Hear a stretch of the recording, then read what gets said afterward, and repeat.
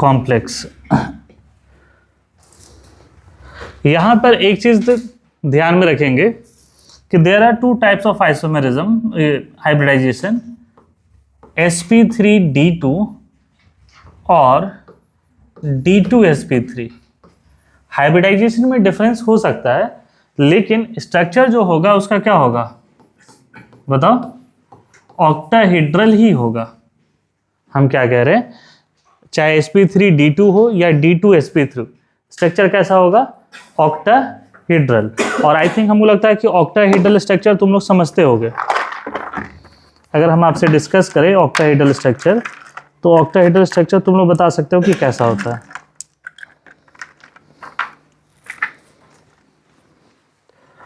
Octahedral structure कैसा होता है, तो देखो इसमें टोटल कोऑर्डिनेशन नंबर क्या है, 6 है, वैलेंसी इसका क्या है, 6 है। तो यहाँ पर ये इस तरीके का आपको एक स्क्वायर प्लेनर स्ट्रक्चर दिखाई देगा। तो यहाँ पर ये बीच में देखो एक मेटल है और ये चारों इस तरीके का, और यहाँ पे क्या है, एक ऊपर में है, एक कहाँ पर है, ऊपर में है।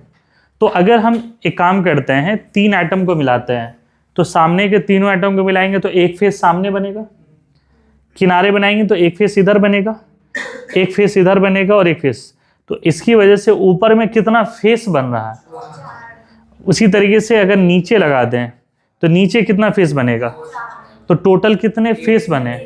तो इसलिए क्या कहते हैं हम लोग, ऑक्टाहेड्रल का मतलब क्या होता है, ऑक्टा मतलब 8 और हेड्रल का मतलब क्या होता है, फेसेस, है ना।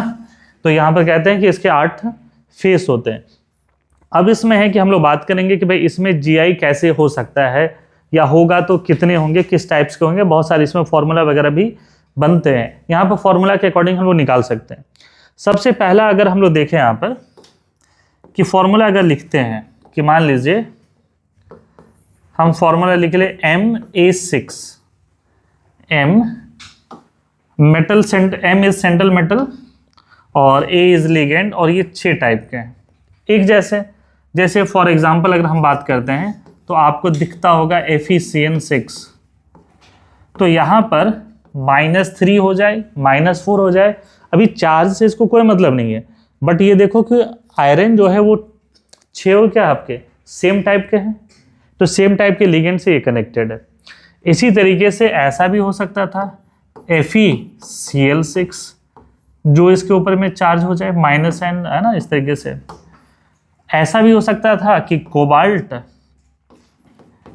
NH3 और ये क्या हो जाए 6, इसके ऊपर क्या हो जाएगा +3 चार्ज हो जाएगा।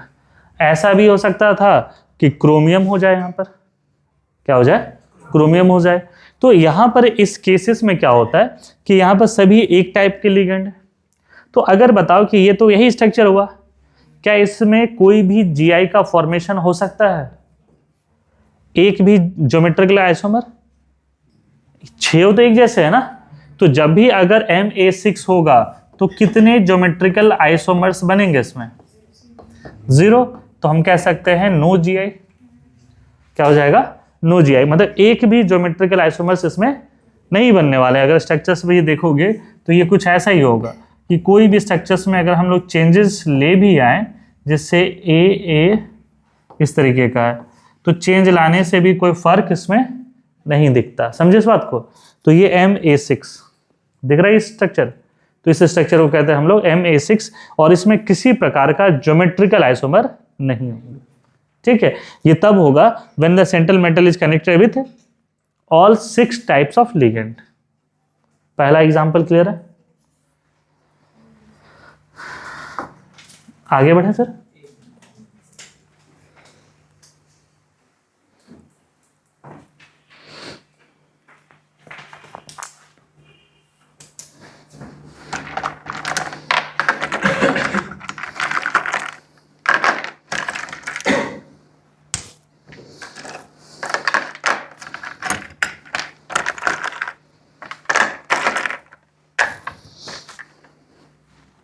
टॉपिक्स आगे बढ़े। सेकेंड वन जो हम लोग डिस्कस करना चाह रहे हैं, Ma5B। कहने का मतलब है कि central metal is connected with 5 same type of ligand और बी क्या है, different another type of ligand. मतलब ये मान के चलिए कि ऐसा एग्जांपल हो सकता है कि FeCN6 और एक Cl है, और ये मान लीजिए -n होगा, जो भी चार्ज है, -3 हो सकता है, -4 चार्ज हो सकता है। या एक ऐसा समझिए कि कोबाल्ट है, ये बहुत बार तुम देखे होगे, NH3 5 टाइम्स है और एक Cl है, मान लो इसके ऊपर में जो भी चार्ज हो जाए +n।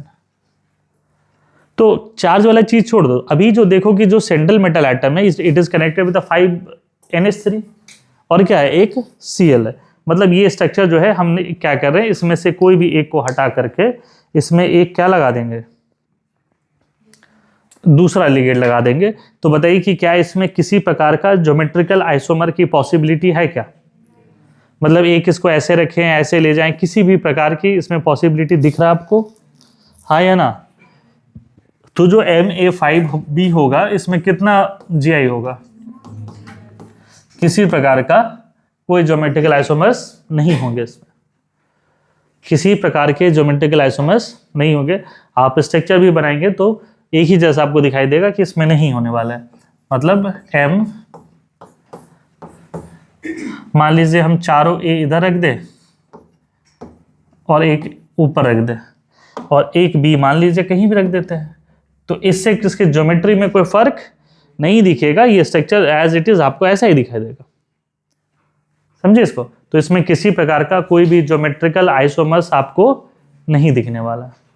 क्लियर है ये चीजें?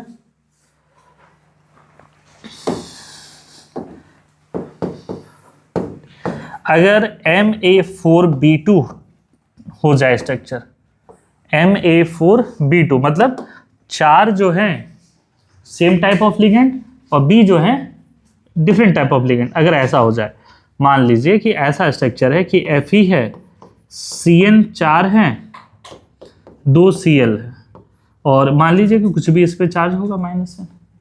मान लो ऐसा भी हो सकता है कि कोबाल्ट NH3 4 Cl2 और इसके ऊपर में कोई भी चार्ज हो सकता है, प्लस चार्ज, इस तरीके से। तो यहाँ पर ये चारों एक जैसे हैं, ये दोनों एक जैसे हैं, तो क्या इसमें किसी प्रकार का Gi हो सकता है? नो Gi कि 2 Gi? कितने Gi हो सकते हैं, थोड़ा सोच करके बताओ। 2 Gi होगा, एकदम सही आंसर है ना? क्या हो सकता है? 2 Gi। तो हम लोग देखो यहाँ पे लिखेंगे भी सर, इसमें क्या होता है, 2 ज्योमेट्रिकल आइसोमर्स होते हैं, one is cis and another is ये ट्रांस। जैसे ये 4 एटम एक जैसे हैं और ये 2 जो रेड वाले हैं वो क्या है, अलग अलग तरीके के। तो कहने का मतलब है कि ये दोनों एटम जो हैं वो अपोजिट है, एकदम 180 डिग्री पर है, मैक्सिमम डिस्टेंस में है। तो ये एक कैसा फॉर्म है, ट्रांसफॉर्म। हम एक काम कर सकते हैं कि इस रेड को यहां से रिमूव करके ये व्हाइट वाले में किसी में से भी एक जगह लगा दें। तो अब देखो इनके बीच की दूरी, और अब अगर हम यहां पे कर दें कि इनको यहां पे ले आए, तो अब तो ये दोनों पास हो गए। चाहे आप ऐसे देखिए, ऐसे देखिए, ऐसे देखिए, किसी भी तरीके, ऐसे देखिए, तो इस तरीके से ये दोनों पास में है। एंगल भी 90 डिग्री है, पहले क्या था 180 डिग्री। तो ये दोनों पास पास में तो सिस है, वो क्या था, ट्रांस है। तो ये कह रहे हैं कि 2 ज्योमेट्रिकल आइसोमर्स होंगे, one is cis and another one is trans. तो अगर इसको स्ट्रक्चर हमको बनाना होगा तो हम बनाएंगे, आप मेरे साथ फास्ट बनाएंगे।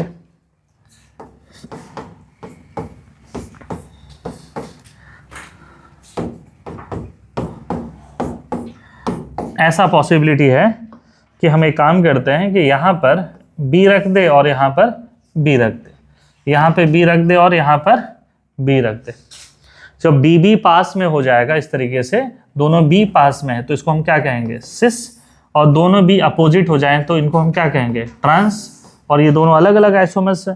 तो इस प्रकार से अगर हम लोग इसमें भर भी दें तो ये क्या हो जाएगा, A और A, ये भी A है और ये क्या है, A और A। समझे इस बात को?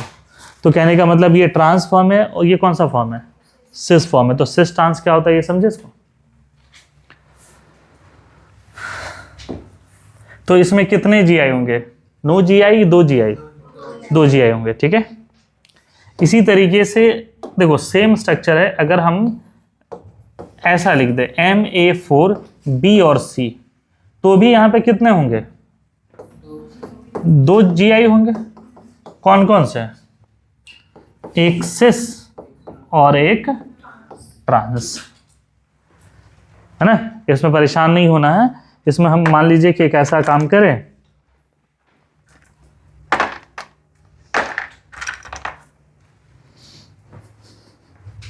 ये ले ले, ये व्हाइट वाला चारों एक जैसा है और एक रेड एक ब्लैक, तो ये A4 क्या हो गया? B और C। तो यहाँ पर देखिए ये दोनों क्या आपके पास पास में, अगर हम चाहें तो इसको थोड़ा सा यहाँ पे दूर लेके चले जाए, तो ये क्या हो जाएगा? तो ये क्या हो जाएगा? ट्रांस हो जाएगा। तो वही कह रहे हैं जैसे इसका स्ट्रक्चर होगा वैसा ही इसका स्ट्रक्चर होगा। इसमें भी कितने आइसोमर्स होंगे? 2 ज्योमेट्रिकल आइसोमर्स होंगे, एक सिस होगा दूसरा ट्रांस होगा। तो ये समझ में आया सिस और ट्रांस किसको कहते हैं हम लोग? स्ट्रक्चर क्लियर है? ठीक। लास्ट क्लास में हम तुमसे पूछे थे कि मेरी डायगोनल क्या होता है, कुछ आंसर याद आया? क्या होता है मेरी डायगोनल?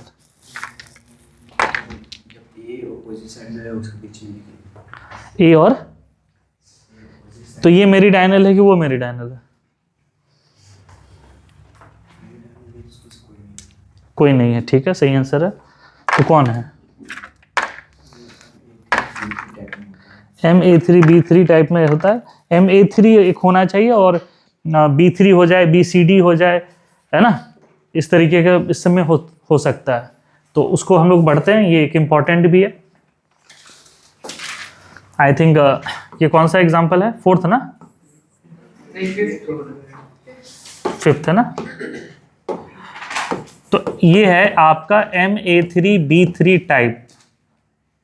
MA3B3 टाइप बहुत इंपॉर्टेंट है। एक एग्जाम्पल के तौर पे हम लोग ऐसा लिख सकते हैं FeCN3Cl3, जो भी हो जाए यहाँ पे चार्ज। वैसा ही एक एग्जाम्पल और ले सकते हैं, कोबाल्ट NH3 ये कुछ इस प्रकार से। तो बेसिकली ये क्या है?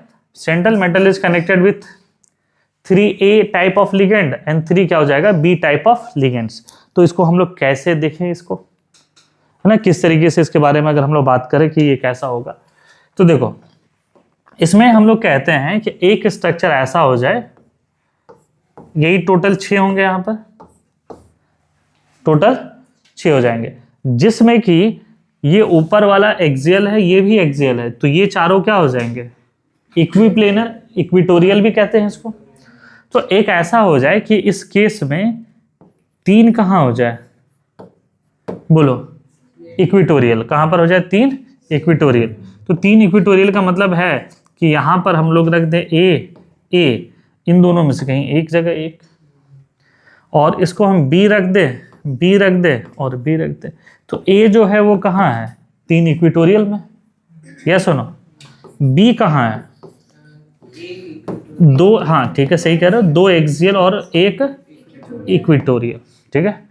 इस केस में को हम लोग कहते हैं B और B, ये तीनों जो है ना परपेंडिकुलर है, और इसको हम लोग कहते हैं शॉर्ट फॉर्म में मर कहते हैं, और इसका नाम होता है मेरीडायोनल।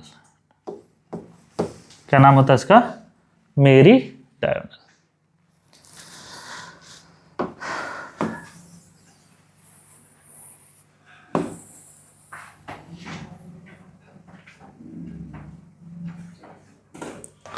मेरीडायोनल।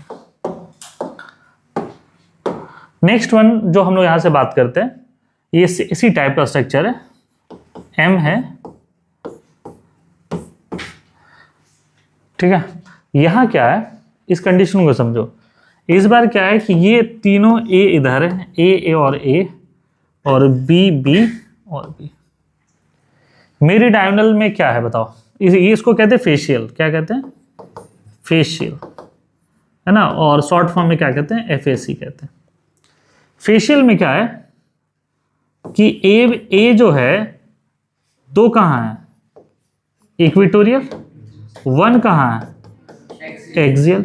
सिमिलरली B कहाँ है? 2 इक्विटोरियल एंड 1 कहाँ है? ये एक्सियल, ठीक है, ये स्ट्रक्चर तो 2 डायमेंशनल बोर्ड में हमको जितना समझाना था वो समझा दिया, बट हम आपको इसको हम जरूर समझाएंगे इस केमिस्ट्री के मॉडल के थ्रू। पहला हम समझाते हैं आपको, चलो फेशियल ही समझाते हैं, जो इस साइड में आपको दिख रहा है। फेशियल इसलिए कहते हैं, फेशियल में क्या है, 2 कहां पर है, इक्वेटोरियल, और एक कहां है, एक्सियल। ये दिख रहा है यहाँ पर, ये जो ग्रीन हम पकड़े हुए हैं वो दोनों कहां पर है, इक्वेटोरियल, और ऊपर वाला कहां है, एक्सियल। अब इसमें हम एक काम करते हैं, ये ब्लैक जो है वो भी 2 आएगा, कितना, इक्वेटोरियल, और एक कहां आएगा, एक्सियल। तो दिस स्ट्रक्चर को हम कहते हैं फेशियल। फेशियल क्यों कहते हैं कि जब सिमिलर एटम को हम जोड़ते हैं, मान लो तीनों ग्रीन को जोड़े, तो तीनों ग्रीन को जोड़े तो ये ऐसा बनेगा। तो कहने का मतलब इसको जोड़ते हैं तो क्या बनना है, एक फेस का फॉर्मेशन। इन तीनों को जोड़ते हैं, एक फेस दिख रहा है आपको, इन तीनों को जोड़ेंगे तो एक फेस का दिख रहा है, तो यहां पर फेस का फॉर्मेशन होता है, इसलिए इसको फेशियल कहते हैं। क्यों फेशियल कह रहे हैं, समझ में आ रहा है आपको, क्योंकि फेशियल में क्या है, 2 इक्वेटोरियल, एक एक्सियल, 2 इक्वेटोरियल और एक एक्सियल। इस केस में क्या होगा कि अगर आप इनको ज्वाइन कराते हैं, तीनों एटम को ज्वाइन करेंगे तो एक फेस का फॉर्मेशन होगा, इन तीनों एटम को जोड़ेंगे तो एक फेस का फॉर्मेशन होगा। ड्यू टू दैट रीजन इसको हम क्या कहते हैं, फेशियल कहते हैं। ठीक, मेरीडायनल जो होता है, एक लाइन सुने होंगे मेरिडियन लाइन करके, इस तरीके का है ना। तो मेरिडियन लाइन मतलब है कि कुछ मध्यस्थ मिड के अक्रॉस बात हो रही है। तो यहां पर क्या है, 3 एक में है कि एक जो है वो 3 इक्वेटोरियल में है, और बी जो है वो 2 एक्सियल और एक इक्वेटोरियल में। इसमें ऐसा क्या है, तो देखो यहां क्या है, इस स्ट्रक्चर को समझना होगा। अगर आप देखते हैं कि तीनों इक्वेटोरियल में, तो तीनों क्या ग्रीन इक्वेटोरियल में है, क्या तीनों ग्रीन इक्वेटोरियल में है, दिख रहा आपको। अच्छा, ब्लैक पर आते हैं तो 2 एक्सियल में दिख रहा आपको, तो ये दोनों कौन से हैं, एक्सियल, ये कौन सा है, इक्वेटोरियल।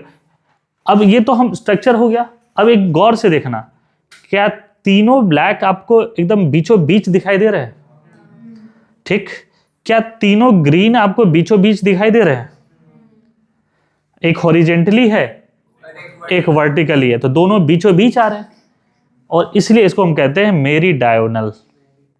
बात समझ में आ रहा है, ना तो सिस कहेंगे ना ही ट्रांस कहेंगे, इसको क्या कहते हैं, जो बीचों बीच होते हैं उसको क्या कहते हैं, मेरीडायनल, और जो फेस का फॉर्मेशन करता है उसको फेशियल कहते हैं। तो देखिए इसको, अगर इसको हम मिलाते हैं यहां से, तो यहां पर एक फेस का फॉर्मेशन हो रहा है, अरे हो रहा, इधर भी इनको मिलाए तो एक फेस का फॉर्मेशन हो रहा है ना। तो ये फेशियल है, क्या है, फेशियल है। अब यहां पर देखो, थोड़ा सा इमेजिन करना होगा आपको कि ये जो बी है, ये दोनों बी कैसा आपका, परपेंडिकुलर, एक्सियल, और ये उसके 90 डिग्री में, मैंने मतलब कहने का मतलब है कि ये कुछ ऐसा है, यही है ना भाई। तो यहां पर ये दोनों इस तरीके का है और एक बीच में है, तो ये सभी जो है किस पे है, 90 डिग्री, 90 डिग्री इस तरीके से, तो ये बीचों बीच में है। इसमें क्या होता है कि ये जो ए है, ये जो ए है और ये जो ए है, ये तीनों किस पर है आपके, 90 डिग्री के दिख रहे होंगे। ये तीनों जो ग्रीन है वो किस पर है, 90 डिग्री पर, ये भी 90 डिग्री, ये भी 90 डिग्री, और ये 90 डिग्री पर आएगा। तो यहाँ पर ये तीनों एक प्लेन में है और ये तीनों क्या आपका एक प्लेन में, एक हॉरिजॉन्टल है तो एक क्या है, वर्टिकल है। देखो आपको ये स्ट्रक्चर में दिख भी रहा होगा। तो आई थिंक हमको लगता है मेरीडायनल और इसके कंसेप्ट क्लियर हो गए होंगे आपके, क्लियर है। तो स्कूल में पूछ सकता है कि draw the meridional and facial structure, ठीक है। ये एनसीईआरटी का लाइन है, ये हम देख लोगे, पिछले साल जेई उसमें नीट में भी पूछा है मेरीडायनल फेशियल का स्ट्रक्चर, और जेई में तो ये पूछता ही इस तरीके का। तो ये एक इंपॉर्टेंट स्ट्रक्चर आपको विजुअलाइज करना होगा और ये पार्ट आपको हेल्प करेगा यहाँ पर। फेशियल मेरीडायनल क्लियर है।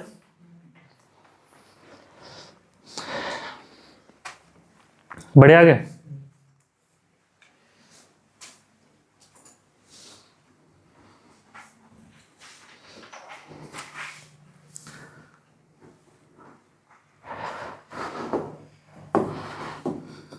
Next one is 6 number. ऐसा है MA4 और BC तो देख लिया हम लोग। अगर MA3 है, BCD है, देखो क्या ना, हो सकता है कि इन सब एग्जाम्पल में हम तुमको टाइम ज्यादा दे, लेकिन आपको ये क्लास में ही सीख पाओगे, अदरवाइज इसको नहीं सीख पाओगे। तो थोड़ा सा क्लास में भी आपको इसको सीखने की सिंसियरिटी बढ़ाना है। MA3BCD के कितने स्ट्रक्चर्स हो सकते हैं? तो अब ये आपके लिए एक चैलेंज हो गया कि इसको हम कैसे फाइंड करें। तो देखो हम समझाते हैं। तो आपको इतना तो पता है कि इसके दो बेसिक स्ट्रक्चर्स होते हैं, एक फेशियल होता है और एक मेरिडायोनल होता है। तो हम एक काम करते हैं कि यहां पर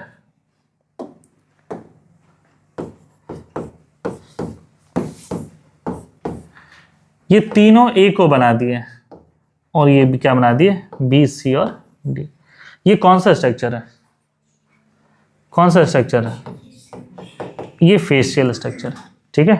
तो ये हम लोगों ने तीन इस तरीके का बना दिया और ये अलग अलग इस तरीके से ले लेते हैं हम लोग।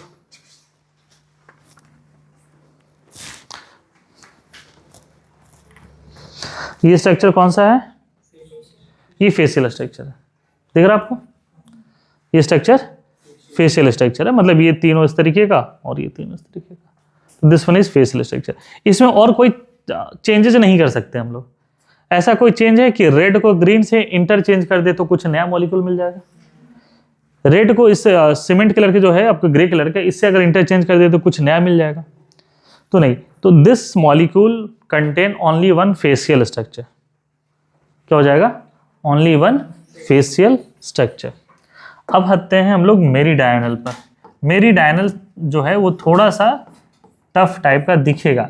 जैसे हम पहले ए को सेटल कर दें, तो अब एक ऐसा पॉसिबिलिटी है कि बी और सी क्या हो जाए अपोजिट में। हाँ, बी और सी क्या हो जाए अपोजिट में, कुछ इस तरीके का हो सकता है। क्या इसमें और कोई पॉसिबिलिटी दिख रहा? क्या और कोई पॉसिबिलिटी दिख रहा? क्या कह रहे हो? बी और डी। तो ए और ए को, पहले ए को सेटल कर दे रहे हैं। बी और किसको कह रहे हैं सामने लाने के लिए? बी और डी को लाने कह रहे हो, एकदम सी कह रहे, एकदम सही आंसर। जब इतना मेहनत कर लिए हो तो हमको लगता है एक और कर सकते हो मेहनत। हाँ, क्या कर सकते हो? अपोजिट कौन आएगा? तो यहां पर एम है, ए को हम सेटल कर दें, अब कौन आ जाएगा? सी और डी। सी और डी। बी इधर रख दो, कोई फर्क। अच्छा, सी डी में ऐसा नहीं कि डी ऊपर ले जाए सी नीचे ले जाए तो चेंजेस हो जाएंगे, दोनों क्या होंगे? सेम होंगे। तो टोटल कितने स्ट्रक्चर्स बन रहे हैं यहाँ पर? क्या बन जा रहे हैं? 4 स्ट्रक्चर बन रहे हैं, है ना। तो इसके ये ध्यान रखना कि कितने बनेंगे? 4 ज्योमेट्रिकल आइसोमर्स, जिसमें फेशियल कितने हैं और मेरिडायोनल कितने हैं? 3 मेरिडायोनल, है ना। तो ये सब चीजें आपको सीखना होगा थोड़ा सा। 3 क्या है? मर। जैसे ये देखिए, ये कौन सा स्ट्रक्चर? ये दोनों बीचों बीच आ गया, मेरिडायोनल है। तो एक ऐसा है कि रेड और यहाँ पे ग्रे कलर अपोजिट में, रेड और ग्रे है। तो एक हम मान के चलते हैं कि एक रेड है और ग्रे अपोजिट में। रेड और क्या हो जाएगा? ग्रीन हो। अच्छा, ग्रीन ग्रे सब एक ही हो जाएगा। चलो, बी सी अपोजिट में, बी डी अपोजिट में और सी और डी अपोजिट में। ये चीज आपको दिख रहा होगा। यहाँ पर रेड और ग्रे अपोजिट में, अगले में क्या है? ग्रीन को इधर ले आएंगे और फिर ग्रे को ऊपर लेके चले जाएंगे। तो इसमें टोटल कितने स्ट्रक्चर्स बन रहे हैं? 3 बन रहे हैं मेरिडायोनल और एक क्या हो रहा है? Facial.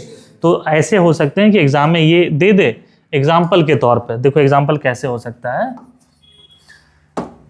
Cobalt NH3 ClBrI, ClBrI। तो अगर आपसे पूछ सकता है कि इसके टोटल कितने स्ट्रक्चर्स बनेंगे, तो 4 बनेंगे। फेशियल कितने बनेंगे? 1। मेरिडायोनल कितने बनेंगे? तो ऐसे क्वेश्चन हो सकते हैं कि दिस मॉलिक्यूल कंटेन्स, मतलब ऑप्शन के फॉर्म में इस तरीके से 3 फेशियल, 1 मेरिडायोनल, 3 मेरिडायोनल, 1 फेशियल। मतलब समझ रहे हो ना, 4 ऑप्शन बना सकता है आपसे, 4 ऑप्शन। तो ये चीजें आपको ध्यान में रखना होगा। आप रट के तो तुम नहीं जा सकते हो, है रट के हम चल जाएंगे सर, तो रट के एक मॉलिक्यूल जाओगे, फिर अगला मॉलिक्यूल चेंज कर देगा, फिर तुमको दिक्कत आ जाएगा। तो ऐसे इसको कंसेप्ट देखना है कि हम क्या क्या कर सकते हैं। फेशियल मेरिडायोनल चीजें क्लियर है? टॉपिक्स आगे बढ़े, लिख लिए थे?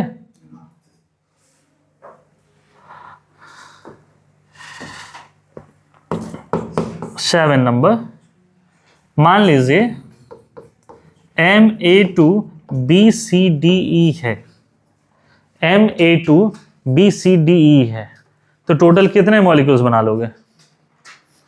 मजा आ रहा है? हाँ?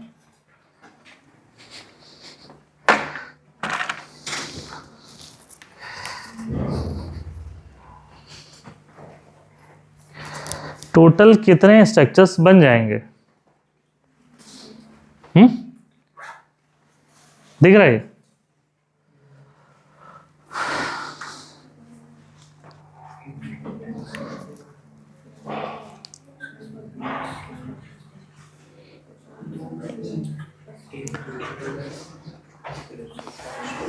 कितना है आंसर? कुछ कुछ बताओ, तुक्का लगाओ, तुक्का ही लगा सकते हो। 7, 6, जोड़ दो 13, और कोई ऑप्शन? हाँ, कितने होंगे? टोटल वेरिएबल एटम्स कितने हैं? 5। रिलेटिव टर्म्स कितने हैं? 2। तो इसका आंसर होगा 5C2। क्या हो जाएगा? तो फैक्टोरियल 5, फैक्टोरियल 3, फैक्टोरियल 2, तो क्या हो जाएगा बताओ? 5 × 4/2, आंसर होगा 10। सही आंसर यही है। आंसर क्या है? 10 है। अब बोलो सर हमको कुछ नहीं समझ में आया, हम तो सर बायोलॉजी वाले बच्चे हैं, कैसे समझ में आएगा हमको? देखो हमने नहीं क्या किया कि भाई ये सिलेक्शन है। बेसिकली दो चीजें होती है, एक अरेंजमेंट होता है और एक सिलेक्शन होता है। तो सिलेक्शन में हम लोग क्या लेते हैं? कॉम्बिनेशन। अरेंजमेंट होता है तो क्या लेते हैं? परमुटेशन। तो यहाँ पे टोटल 5 वेरिएबल आइटम है। कौन कौन? ABCDE, और 2 के ही रेस्पेक्ट में बात करते हैं कि दोनों पास में, दोनों दूर में, तो इसलिए यहाँ पे 2 लिए। तो 5C2, 5C2 is basically factorial 5, factorial 3, factorial 2। आप इसको सॉल्व करके देख लो। फैक्टोरियल 5 होता है 120, ये कितना होता है? 6 और ये 2, तो टोटल 10 स्ट्रक्चर आएंगे। ये स्ट्रक्चर है ये इस तरीके का। अब सुनो, कुछ बच्चा है कि नहीं सर हम नहीं मानेंगे सर, तो ठीक है, पहले एक काम करते हैं, A2 के रेस्पेक्ट में हम तो ऐसे कह सकते हैं ना कि भाई सिस और ट्रांस की तरफ बढ़ते हैं। A2 ऐसा हो जाए कि सिस हो जाए, जैसे ये A2 क्या है? बगल में, तो ये कौन सा फॉर्म है? सिस। अच्छा, सिस में देखो क्या क्या पॉसिबिलिटी है। रेड का अपोजिट कौन है? ग्रे। रेड का अपोजिट कौन आ सकता है? ग्रीन। रेड का अपोजिट कौन आ सकता है? पर्पल। फिर क्या हो सकता है? ग्रीन का अपोजिट कौन आ सकता है? पर्पल।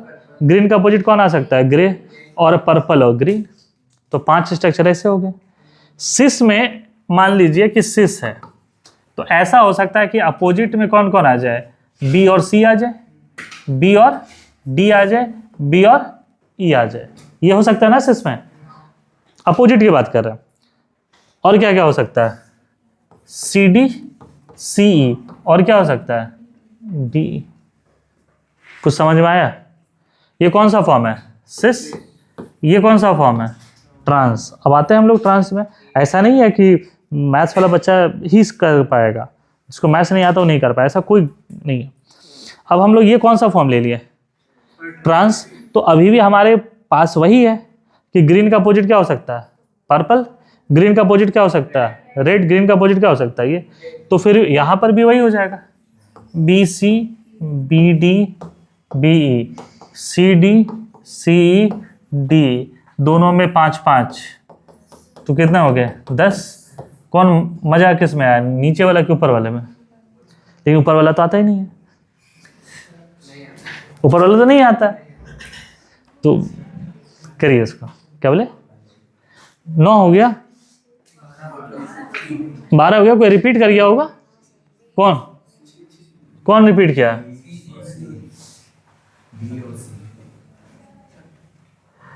बी और सी नहीं, रिपीट तो नहीं किया ना? अरे ये 1 मिनट, कोई रिपीट किया होगा। 3, 3, 6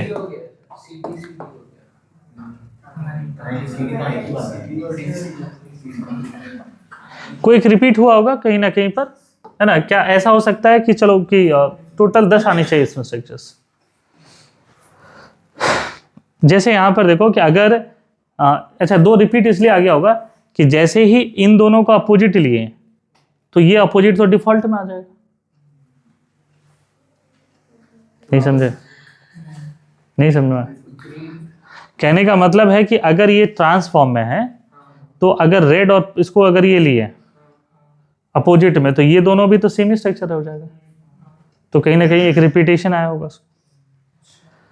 हम कह रहे हैं कि अगर ये दोनों अपोजिट में 4 हैं और 2 अपोजिट में हैं तो इसका मतलब है कि ये भी इंक्लूड वही स्ट्रक्चर है और हम इसको भी ले रहे हैं ना स्ट्रक्चर में यहाँ पर, तो वही एक रिपीटेशन में आ गया होगा आपका। इसीलिए ये टफ है ना, वो ज्यादा आसान है। अच्छा आओ देखो जेई के क्वेश्चन पे आओ।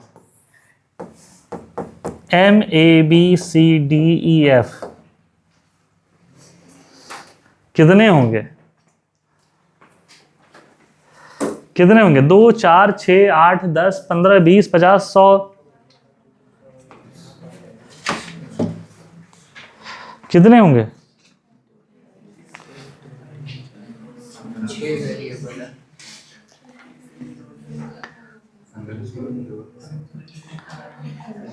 कितने हो जाएंगे? 6C2 कितने हो जाएंगे? 6 वेरिएबल हैं तो 6 क्या माथा क्यों पकड़े हो? 6 वेरिएबल है और 2 के रिगार्ड में करना है तो फैक्टोरियल 6 फैक्टोरियल 2 फैक्टोरियल 4 तो 6C2 कितना होता है? 15। तो इसका आंसर क्या हो जाएंगे? 15। तो ये जेई का आंसर क्या था? 15। अब नीट भी धीरे धीरे जेई की तरफ ही बढ़ रहा और बढ़ना भी चाहिए। ये मान के चलो इजी पेपर नुकसान देता है, हाँ पेपर इजी होता है। अगर आपको टफ लग रहा है तो बस जनवरी में जेई मेन होने वाला है, ठीक है? एक बार पेपर उठा के देख लो, पीवाईक्यू उठा के देख लो, मेरे पास रखा हुआ पीवाईक्यू, ठीक है?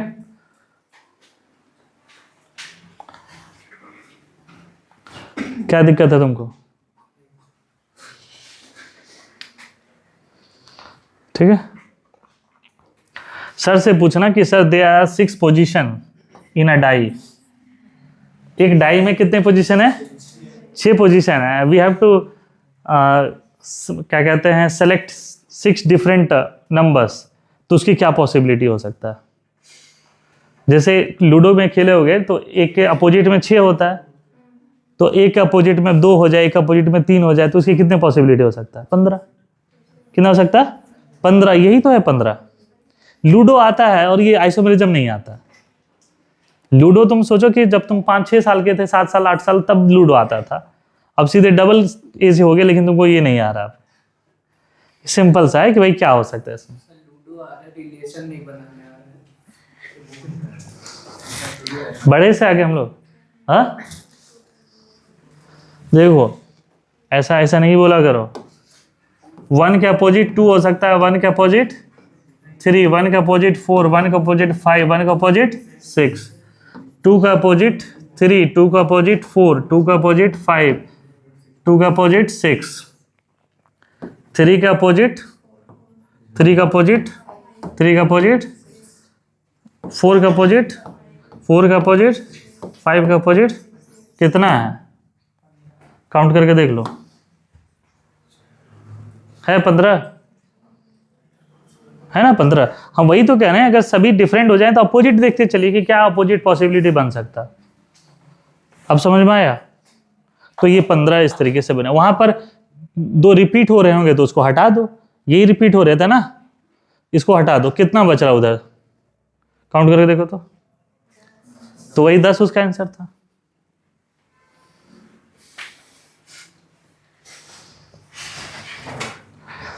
अरे ए हो गया ना इस तरीके से, यही तो सीखना है। GI इन ऑक्टाइडल क्लियर?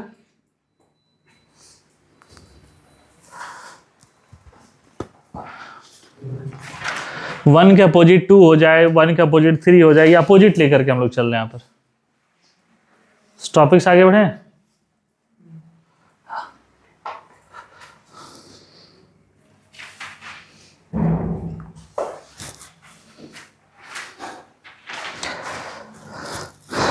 नेक्स्ट लिखो फॉर बाइडेंटेड लिगेंड। ये तो मोनोडेंटेड लिगेंड के लिए पढ़ रहे थे ऑक्टाहेड्रल में, अब हम लोग पढ़ने वाले हैं किसके लिए, बाइडेंटेड लिगेंड। पहला एग्जांपल है MA4B। अच्छा, bidentate ligand is B and monodentate is 1। Bidentate कौन सा, नहीं बाइडेंटेड B है, बाइडेंटेड इज B।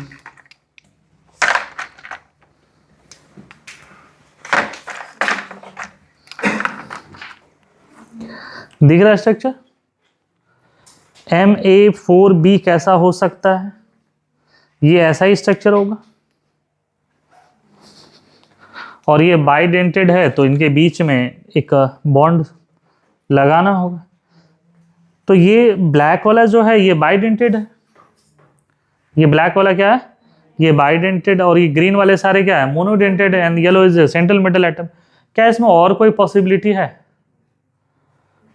बोलो कि सर एक काम करिए ना, इसको प्लेन से उठा करके ऊपर भेज दीजिए, ठीक, हम तुम्हारी बात मानते हैं, इसको हम प्लेन से उठा करके ऊपर भेज दे रहे हैं, बताओ क्या चेंज तुमको मिला, कुछ मिला, ये तो सेम ही है।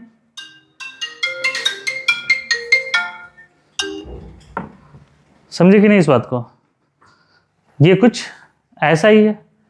तो कहने का मतलब है कि अगर MA4B हो जाए, MA4B, तो इसमें कितने GI होंगे, बोलो, 2 GI कि 9 GI, कोई GI नहीं होने वाला है इसमें। समझे इसको, ये स्ट्रक्चर है, और स्ट्रक्चर इस तरीके से बना सकते हो।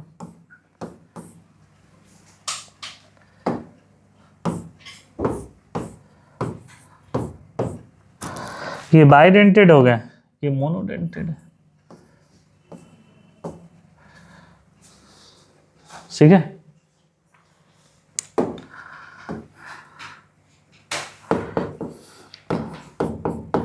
MA2B2 where A is a monodentate ligand, 2 monodentate है, B क्या है आपका बाइडेंटेड लिगेंड। तो बताइए कैसे होगा इसमें, नो GI कि 2 GI,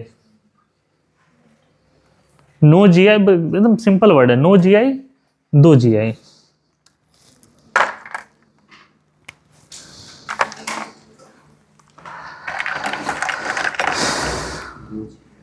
हाँ 2 GI, तो तुम कह रहे हो तो हम लिख देते हैं 2 GI।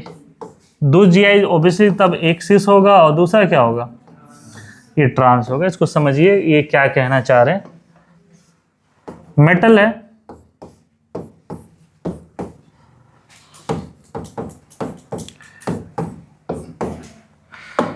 देखो 2 बाइडेंटेड है, तो ये बाइडेंटेड को ऐसे बना दे, ठीक है, ये दोनों क्या है पड़ोस में आ जाए, और ये दोनों कहाँ आ जाए, इधर की तरफ आ जाए।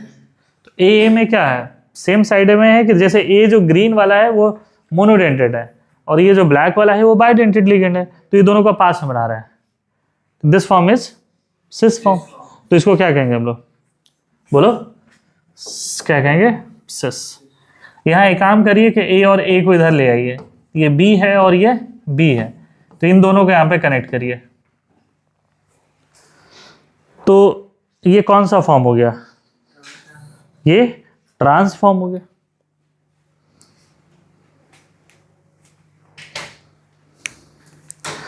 देखो ये है ट्रांसफॉर्म, ये दोनों बाइडेंटेड लिगेंड किनारे हो गए, और ये इस तरीके का, ये कौन सा फॉर्म है, ट्रांसफॉर्म है। समझिए इसको, दिस वन इज ट्रांस, ये ट्रांसफॉर्म दिख रहा होगा आपको इस तरीके का, और ये कौन सा फॉर्म है, सिस फॉर्म है। तो ट्रांसिस कैसे होता है, MA2B2 में समझ में आया आपको, एग्जाम्पल्स कहोगे तो हम लिख सकते हैं। बाइडेंटेड लिगेंड कौन हो सकते हैं?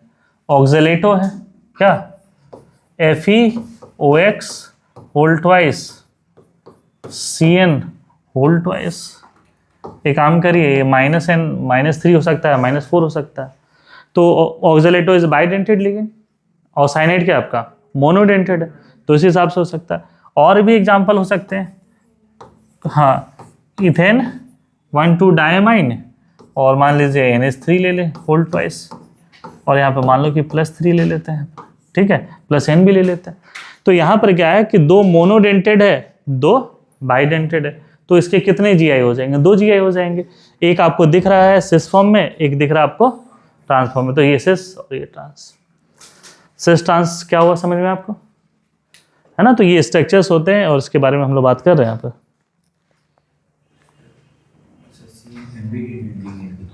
क्या बोले? CN क्या है?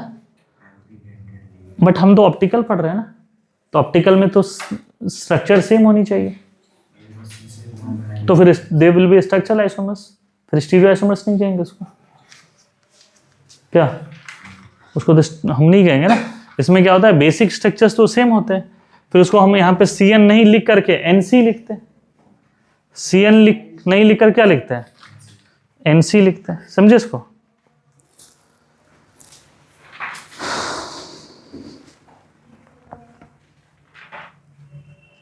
बढ़े आगे हम लोग।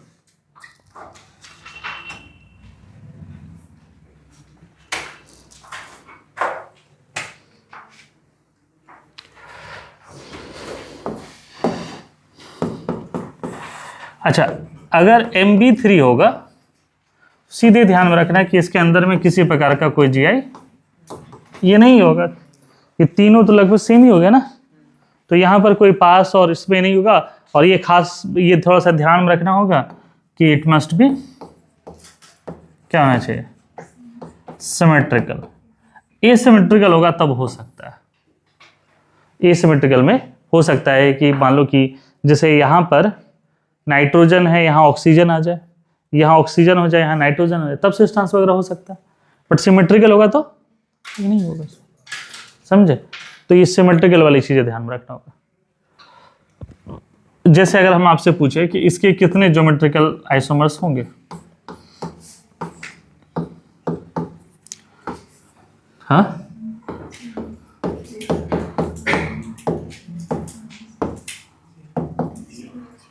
कितना हो जाएगा?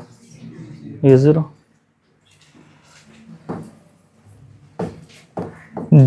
Geometrical isomer. स्टीरियो आइसोमर की बात ही नहीं कर रहे हैं हम लोग अभी, है ना? ऑप्टिकल आइसोमर्स पर हम लोग गए ही नहीं। तो ये क्या हो गया आपका? Geometrical isomers.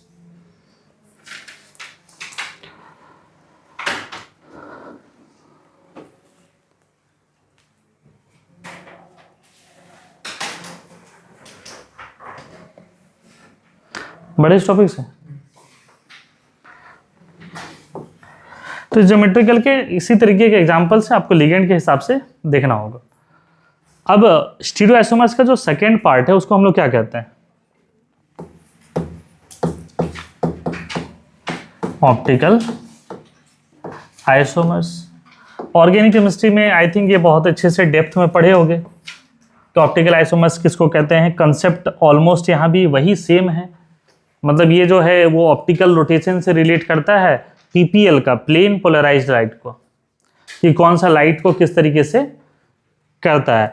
अगर थोड़ा सा बहुत ज़्यादा डेप्थ में हम नहीं जाएंगे कि टाइम का वेस्टेज है, बट अगर थोड़ा सा इसको हम ब्रीफ कराएं तो याद करो कि इसमें क्या होता था, एक निकोल प्रिज्म होता था। हाँ, निकोल प्रिज्म क्या करता था? तो जो डिफरेंट डायरेक्शन के लाइट्स आते थे उसको क्या करता था? यूनी डायरेक्शनल बनाता था। डिफरेंट डायरेक्शन से जो लाइट्स आ रहे हैं उसको क्या कर रहा है? तो इसको यहाँ पर बना रहा है, इसको यहाँ पर। तो बेसिकली ये किस में कन्वर्ट कर रहा है? हाँ, मतलब यूनी डायरेक्शनल कहता है। बेसिकली ये जो निकोल प्रिज्म होते हैं कैल्शियम कार्बोनेट के होते हैं, ये फिल्टर करता है, ये कन्वर्ट नहीं करता। लोगों को क्या दिमाग में होता है कि कन्वर्ट कर देता, नहीं, कन्वर्ट नहीं करता, ये फिल्टर करता है। मतलब जो इसके अलॉन्ग वाले लाइट होते हैं उसी को अपने लाइट में ये करते हैं, मतलब ये कुछ इस तरीके का जाली टाइप का होता है। अगर बहुत डेप्थ में जाओगे तो ये इस तरीके का जाली होता है, तो ये उसी लाइट को पास करेगा जो इसके पैरेलल होगा। अगर कोई लाइट ऐसे टकराएगा तो रुक जाएगा। तो ये कुछ उसी तरीके का होता है। ठीक है, उतना डेप्थ में नहीं जाना है।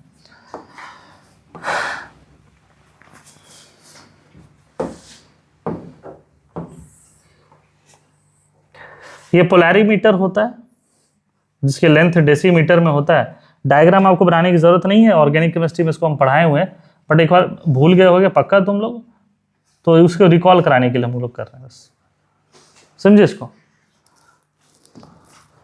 तो ये पोलैरीमीटर होता है। इसमें हम लोग क्या करते हैं, एक्वस सॉल्यूशन लेते हैं सॉल्ट का, सॉलिड फॉर्म नहीं, क्या लेते हैं, एक्वस सॉल्ट। तो एक्वस सॉल्ट जब लेते हैं कॉम्प्लेक्स सॉल्ट का या ऑर्गेनिक सॉल्वेंट का, तो ये जो लाइट इससे टकरा रहा है ना, लाइट इससे टकरा रहा है, तो उसके कुछ अलग अलग रिजल्ट हो सकते हैं। एक ऐसा रिजल्ट हो जाए कि जैसा टकरा रहा है वैसा ही निकल जाए, जैसा लाइट टकरा रहा है वैसा ही क्या करें, निकल जाए। इसका मतलब है कि इसको हम कह रहे हैं इसमें कोई एक्टिविटी नहीं हुआ, मतलब ऑप्टिकली इनएक्टिव, मतलब इनएक्टिव है, मतलब जैसा लाइट गया और इससे टकराया और वैसा ही क्या हुआ, ये पास होके निकल गया। एक पॉसिबिलिटी ये हो सकता है। दूसरी पॉसिबिलिटी ये हो सकता है कि जब पीपीएल इससे टकराएगा और टकरा के नीचे की तरफ आ जाएगा, तो नीचे की तरफ आएगा तो मान लीजिए कि इस केस में ये इधर आया, ये इधर आया, है ना, ये इधर की तरफ आएगा। तो इस केस में लाइट किसकी तरफ मूव रहा कर रहा, क्लॉकवाइज। ये जैसा जा रहा है पीपीएल, जैसे कि ये हमेशा ध्यान में रखना, हम लोग बोलते हैं मॉलिक्यूल रोटेट कर रहा, नहीं, मॉलिक्यूल नहीं, रोटेट कौन करता है, पीपीएल करता, प्लेन पोलराइज्ड लाइट करता। तो ये उधर की तरफ गया और टकरा के नीचे की तरफ आ गया, मतलब ये कैसा गया, इधर जाके ऐसे आया, मतलब क्लॉकवाइज है। क्लॉकवाइज इज डेक्स्ट्रो, है ना, डी कहते हैं, प्लस कहते हैं, इसको कहते हैं। एक पॉसिबिलिटी है, तीनों में से कोई एक तो होगा कि टकराए और किधर की तरफ चला जाए, ऊपर की तरफ चला जाए, है ना, ये ऐसा है कि ऊपर चला जाए। तो ये कैसा घूम रहा, ये एंटी क्लॉकवाइज घूम रहा है। तो एंटी क्लॉकवाइज घूम रहा है, तो इसको हम ऐसे करेंगे, तो ये क्या हो जाएगा बताओ, लीव हो, क्या कहेंगे इसको, निगेटिव, लीव हो या निगेटिव कहते हैं। तो ये पीपीएल वाला कंडीशन समझ में आपको। तो ये तीन कंडीशन हो सकते हैं और इसी एक्टिविटी पे डिपेंड करता है। अब है कि कौन मॉलिक्यूल किसको किधर मूव करता है, तो यहाँ एक ही कंसेप्ट आता है, सिमेट्री। कौन सा कंसेप्ट आता है, सिमेट्री, कि मॉलिक्यूल में सिमेट्री है या नहीं है। सिमेट्री तो पढ़े होगे, plane of symmetry, centre of symmetry, axis of symmetry, but इस टॉपिक में सिर्फ एक ही सिमेट्री की जरूरत होती है, वो plane of symmetry. Other symmetry की यहाँ पे कोई जरूरत नहीं है। अच्छा, सिमेट्री की क्यों जरूरत है, तो मान लीजिए कि किसी अगर लैटिस की अगर हम बात करते हैं कि सिमेट्रिकल अगर स्ट्रक्चर्स होते हैं, तो यहाँ पर भी देखो एक स्ट्रक्चर ऐसा है, ये क्या है, ऑलमोस्ट सब एक ही जैसे हैं। तो अगर मॉलिक्यूल टकराता है, मान लीजिए, ठीक है, थोड़ा डेविएट हुआ, फिर सेम डायरेक्शन में आ गया, मतलब जिस थीटा से आ रहा था उसी थीटा से क्या होगा, बाहर निकला, मतलब इसके अंदर किसी प्रकार की कोई एक्टिविटी ये नहीं है। ये गलतफहमी है कि जिस लेयर से आ रहा उसी लेयर से निकलेगा, लेयर अलग हो सकते हैं बट पैरेलल होगा। मतलब ये अगर सिमेट्री है तो जिस सिमेट्री से इधर टकराया, इधर घुमा, उसी से उधर की तरफ घूमेगा। तो मॉलिक्यूल में अगर क्या हो जाए, सिमेट्री हो जाए, तो ये क्या देगा, ऑप्टिकली इनएक्टिव। जैसे फ्लैट पिच होता है, तो फ्लैट पिच में बॉल कैसा आता है, जैसा गिरता है वैसा ही आता है, कोई स्विंग वगैरह नहीं होता इधर। अब आते हैं इधर की तरफ, ये एसिमेट्री है, एक बड़ा एटम है, एक छोटा एटम है, फिर छोटा एटम है, फिर और इस तरीके का। तो इसमें तो मॉलिक्यूल में सिमेट्री तो है नहीं, सिमेट्री नहीं है तो क्या हो सकता है, ऐसा हो सकता है कि एक मॉलिक्यूल इधर टकराए और उधर की तरफ भाग जाए, मतलब एंटी क्लॉकवाइज। एक पॉसिबिलिटी ऐसा है कि सर इससे टकराए इधर की तरफ आ जाए, दोनों में से कोई एक ही होगा, दोनों में से कोई एक ही होगा। तो कहने का मतलब अगर मॉलिक्यूल के अंदर एसिमेट्री है तो ये तो पीपीएल को रोटेट करेगा इधर से उधर। अगर पिच जो है उसमें क्रैक्स होंगे जैसा तैसा, तो वो तो हो गई। मान लो कि पिच में क्या है, क्रैक है इस तरीके का, तो अगर बॉल इधर से गिरता है तो ऑब्वियसली बॉल इधर भागेगा, और अगर इस क्रैक पर गिरता है तो इधर की तरफ भागेगा। लेकिन अगर पिच में कोई क्रैक नहीं है तो ऐसा गिरेगा और सीधे सीधे आगे की तरफ बढ़ जाएगा, जिसको फ्लैट पिच कहते हैं हम लोग। तो ये बेसिकली ये डिपेंड किस पे करता है, सिमेट्री पर। किस पे डिपेंड कर रहा है, सिमेट्री पर। तो मॉलिक्यूल में सिमेट्री होगा तो कोई एक्टिविटी नहीं होगा, एसिमेट्री होगा तो क्या होगा, कुछ ना कुछ तो होगा वहां पर, चाहे वो इधर जाए या उधर जाए। तो हमको लगता है कि ऑप्टिकल एक्टिविटी का जो बेसिक चीजें होती हैं वो आपको यहाँ पे फिर से रिकॉल हो गया होगा। इसका मतलब है कि किसी भी मॉलिक्यूल को ऑप्टिकल एक्टिविटी शो करने के लिए उसमें किसी प्रकार की सिमेट्री नहीं होना चाहिए, या दूसरी लैंग्वेज हम कह सकते हैं कि अगर मॉलिक्यूल में सिमेट्री है तो ऑप्टिकली इनएक्टिव होगा। समझे इस कंसेप्ट को। अगर मॉलिक्यूल में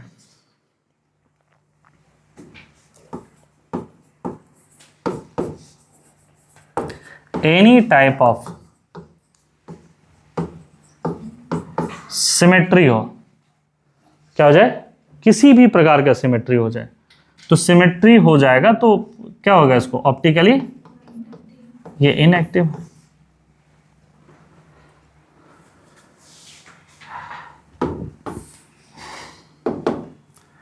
और अगर मॉलिक्यूल में किसी भी प्रकार का क्या हो जाए, नन ऑफ सिमेट्री हो जाए, जिसको हम एसिमेट्रिक कहते हैं, तो क्या हो जाएगा, ठीक है, किसी भी प्रकार की सिमेट्री ना हो। फाइनली इस चैप्टर में हम लोग पढ़ते हैं, ज्यादा बुद्धि नहीं लगाते हैं, क्या कहते हैं, plane of symmetry is basically POS COS। अगर सॉरी COS की बात ही नहीं करेंगे यहाँ पर, ठीक है, सिर्फ POS के बारे में बात करते हैं, प्लेन ऑफ सिमेट्री। तो POS, अगर POS है, प्लेन ऑफ सिमेट्री है, तो मॉलिक्यूल क्या हो जाएगा, optically inactive. Plane of symmetry नहीं है,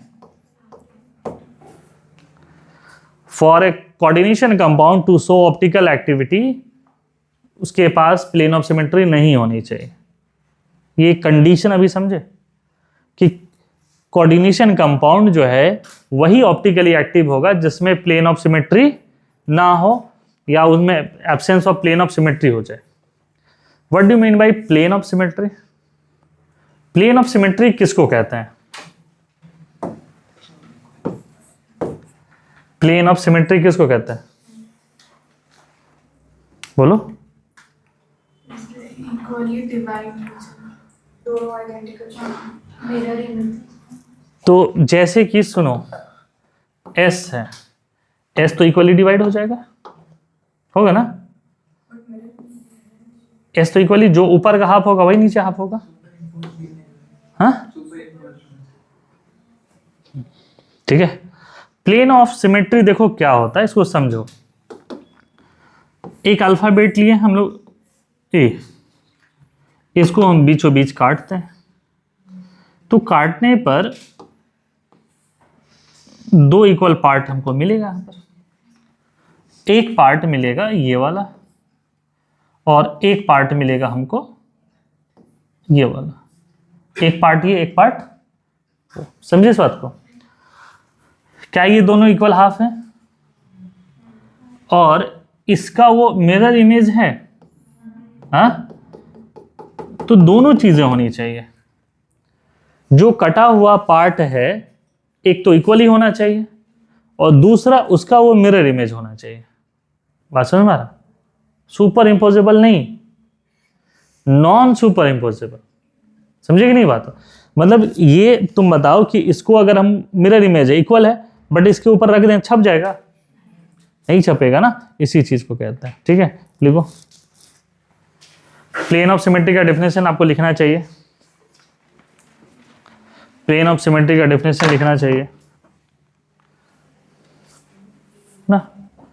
if we cut a molecule, if we cut a molecule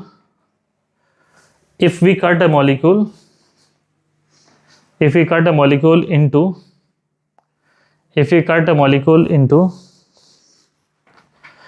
two equal halves,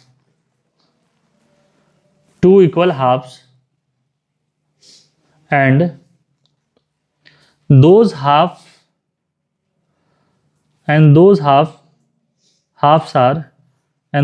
are mirror images,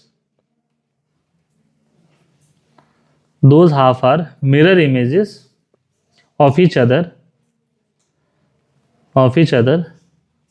then the compound contain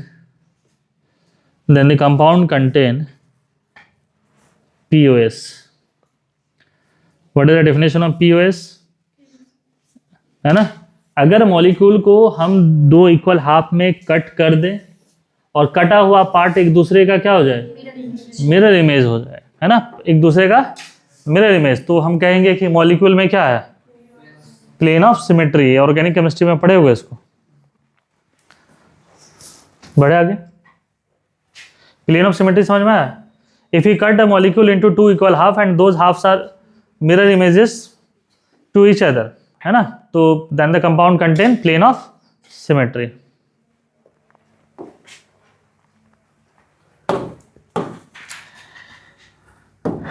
तो सुनो यहां पर क्या कह रहे हैं हम लोग। सबसे पहले ऑप्टिकल आइसोमर्स इन टेट्राहेड्रल कॉम्प्लेक्स, इसमें हम लोग पढ़े थे ना ज्योमेट्रिकल आइसोमर्स, और हम क्या रटवाए थे आपको, हाँ, कि इसमें किसी प्रकार का कोई भी जीआई का फॉर्मेशन ये नहीं होगा, यही हम सिखाए थे, क्या यही सिखाए थे ना।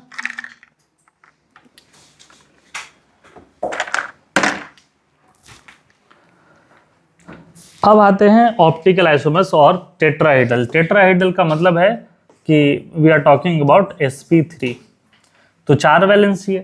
पहला है कि अगर Ma4 हो, metal is connected with 4 same type of ligands, ये है, तो इसमें तो प्लेन ऑफ सिमेट्री दिख रहा, भर भर के दिख रहा, प्लेन ऑफ सिमेट्री दिख रहा आपको, हाँ या ना, प्लेन ऑफ सिमेट्री दिख रहा है इसमें। तो बेसिकली इसमें MA4 में हम कह रहे हैं कि इसके अंदर में क्या दिख रहा है आपको, plane of symmetry. Optically active कि inactive, inactive. Example sir, PtCl4 -2, platinum is connected with P, हाँ Pt नहीं लो, Pt थोड़ा सा कुछ Ni ले लो, ठीक है, इस तरीके से NiCO4 भी। तो दीज आर टेट्राहेड्रल, और टेट्राहेड्रल में सेम टाइप है, तो क्या इसमें होगा, नहीं होगा। मान लीजिए कि एक A को B से रिप्लेस कर दे, ठीक है, तो यहां पर इसको हटा करके एक B ले आए, तो क्या इसमें कोई होगा, इसको रिप्लेस करके ये ले आए, तो क्या इसमें किसी प्रकार का होगा, हाँ, नहीं। प्लेन ऑफ सिमेट्री है या नहीं है, है सर। इसको हम दो इक्वल हाफ में कट कर देंगे, देखो बीचों बीच दिख रहा होगा कि इसके अक्रॉस अगर हम हाफ कट कर दे, एक हाफ ये है, एक हाफ ये है, और ये दोनों हाफ एक दूसरे का मिरर इमेज है, तो हम कह सकते हैं कि भाई इसके अंदर में क्या है, POS है, तो ऑप्टिकली क्या हो जाएगा, इनएक्टिव। Ma2B2 की बात करते हैं, इसमें भी क्या दिख रहा है आपको, तो क्या हो जाएगा, Ma2B और C हो जाए। मान लीजिए कि इसमें हम क्या करें, Ma2B और C ले आए, ये इस तरीके से, क्या इसमें प्लेन ऑफ सिमेट्री दिखाई दे रहा आपको? क्या इसमें प्लेन ऑफ सिमेट्री दिखाई दे रहा? हमको तो दिखाई दे रहा। देखो कैसे, एकदम बीचों बीच देखो, तो बीचों बीच में देखेंगे तो पर्पल भी कट हो जाएगा, रेड भी कट हो जाएगा, ब्लैक भी कट हो जाएगा, और ये दोनों व्हाइट तो इक्वल ही है। तो ये दो इक्वल हाफ में कट होंगे और दोनों इक्वल हाफ एक दूसरे का मिरर इमेज है, तो it contains plane of symmetry. तो इसका मतलब है कि इसके अंदर में प्लेन ऑफ सिमेट्री है, तो ऑप्टिकली इनएक्टिव। तो ये क्या है? प्लेन ऑफ सिमेट्री है, ऑप्टिकली इनएक्टिव। सीखे?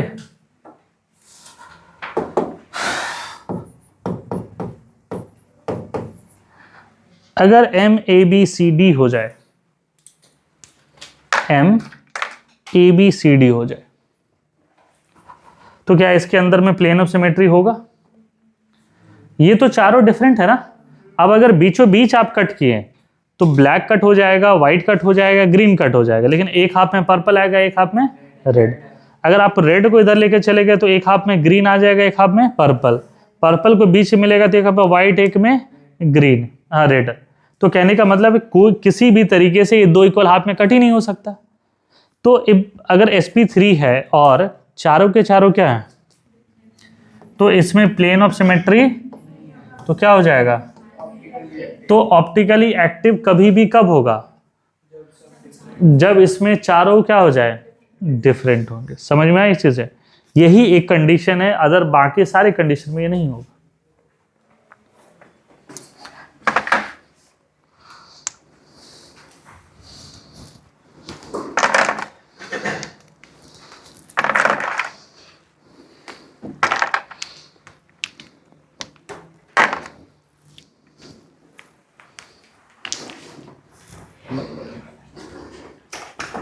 देख ली इसको? कुछ पूछना भी है? डाउट भी है कुछ? तो सुनो,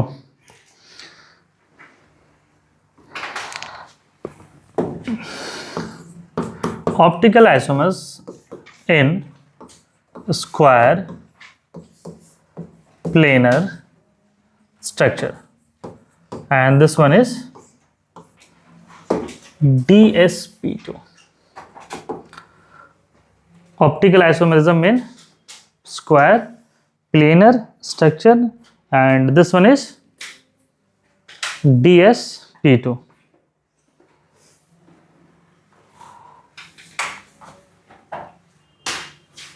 समझे क्या है ये DSP2?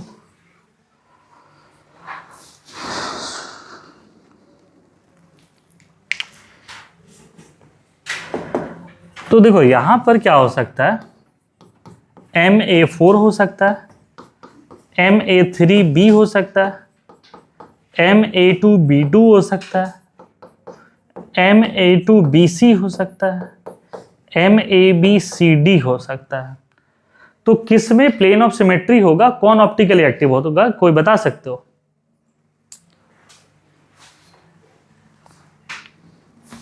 कब होगा? टेट्राहेड्रल सीखे? टेट्राहेड्रल सीखे तो बताओ कब होगा?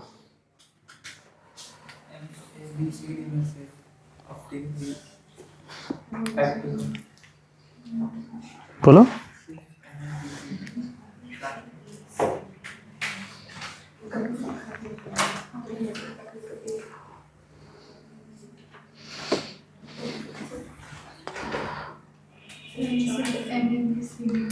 MABCD में होगा क्या? MABCD में, ठीक है। चलो MA4 में होगा? नहीं, आप इसको एकदम बीचों बीच काट दोगे क्या? चलो एक काम करते हैं, इसको रिप्लेस करके MA3B में रखते हैं, अभी भी कट जाएगा बीचों बीच। MA2BC,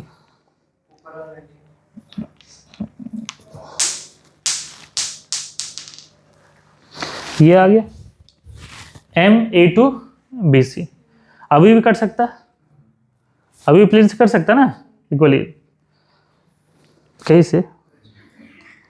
हाँ,